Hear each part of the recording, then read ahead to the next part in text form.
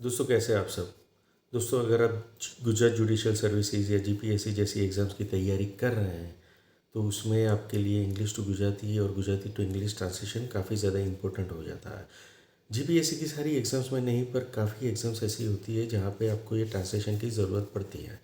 और गुजराती सीखने के लिए यूट्यूब सर्च करते हुए अगर आप इस वीडियो तक आप पहुँचे, trust me, you have landed on a very useful video. अगले कुछ मिनट्स तक इस वीडियो को ध्यान से देखिएगा और मैं जो समझाने की कोशिश कर रहा हूँ वो समझिएगा, अपनी प्रैक्टिस में उसको इम्प्लीमेंट करिएगा। शुरू करते हैं दोस्तों। हर साल जब मैं अपनी ऑनलाइन बैचेज़ में स्टूडेंट्स को पढ़ाता हूँ, मैं ऑब्जर्व करता हूँ कि ज़्यादातर students translation word to word करते हैं। ठीक है, शब्द पकड़ पकड़ के उसको अनुवाद करना, उसको वो सही तरीका नहीं है। That is not the right approach. एक उदाहरण से समझते हैं। Let's take an example. They live in America. अगर आपकी मातृभाषा हिंदी है या आप बचपन से हिंदी को जानते हैं, अब तक आपने हिंदी अनुवाद कर लिया होगा। वे अमेरिका में रहते हैं, पर have you observe the structural change और structural difference in these two sentences? मैं समझाता हूँ। When we say they live in America, they is subject, live is verb, in is preposition and America object। जबकि हिंदी जब हम कर रहे हैं तो होता है वे अमेरिका में रहते हैं, सब्जेक्ट वे अमेरिका में, अमेरिका आगे आ गया। ठीक है, जो पीछे था अब वो बीच में आ गया, तो ऑब्जेक्ट पहले आता है और रहते हैं लास्ट में चला गया। वे अमेरिका में रहते हैं। This is SOV। So this is the basic structural difference between English and all Indian languages. Indian languages have SOV structure whereas English has SVO structure। इतना अपने माइंड में बिठा लीजिए।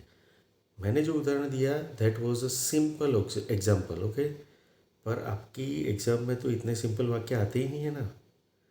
काफ़ी बार तो ऐसे होता है कि एक वाक्य, एक sentence, it stretches up to 3 to 4 lines, many commas and many conjunctions, and many a times you have passive sentences that makes thing very difficult.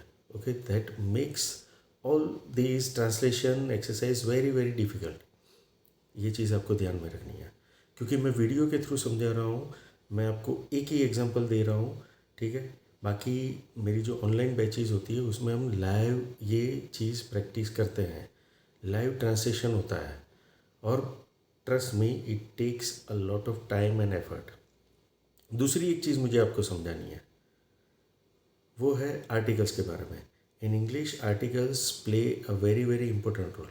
Articles तो पता है ना, ए एंड द, ठीक है। वो जो प्राइमरी में सीखते थे ना, सेकंड थर्ड फोर्थ तक, वो चीज़ें हैं। हमें वो नहीं सीखनी है, पर हमें उसका उपयोग कैसे करना है या ट्रांसलेशन में कहाँ पे उसको अनुवाद में लेना है, कहाँ पे नहीं लेना है, उस चीज़ का ध्यान रखना है। Let's understand this too with some examples. एक एग्जाम्पल है, she is a housewife. अब यार यहाँ पे ना वो फेमिनिज्म वाली कहानियाँ शुरू मत करना।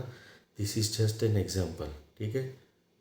She is a house wife. अगर मैं ये कहता हूँ 10 में से 9 लोग इसका अनुवाद करते हैं, वह एक गृहिणी है। हम अपनी भाषाओं में ऐसे बातचीत नहीं करते। हम सीधा सीधा कहते हैं वह गृहिणी है, ठीक है। गुजराती में भी यही करेंगे हम, ते गृहिणी छे। गुजराती में गृह बोलते हैं, गृह नहीं बोलते। तो ते गृहिणी छे, ठीक है। एक और एग्जांपल से समझते हैं कि on a day like today, Bryan Adams का एक बहुत ही पसंदीदा गाना है मेरा, उसमें ये फ्रेज़ आता है, on a day like today. इसका आप हिंदी अनुवाद क्या करोगे? On a day like today, आज जैसे एक दिन पर करोगे या आज जैसे दिन पर? ज़रा सोचिएगा और मुझे कमेंट करके बताइएगा भी। क्या पता मैं गलत हूँ और आप सही हो। नॉर्मली हम कहते हैं आज जैसे दिन पर, ગુજરાતીમાં પણ आज જેવા दिवस पर ऐसे बात करते हैं। हर बार ज़रूरी नहीं है कि हम, जैसे एक और example, he eight an apple, he eight an apple, तो उसने एक सेब खाया। अब यहाँ पे आप एक सेब कहते हो तो सही भी जाता है, पर ज़रूरी नहीं है, डिपेंड्स अपॉन द सिचुएशन। अगर आप ये कहोगे उसने सेब खाया तो भी सही हो जाएगा।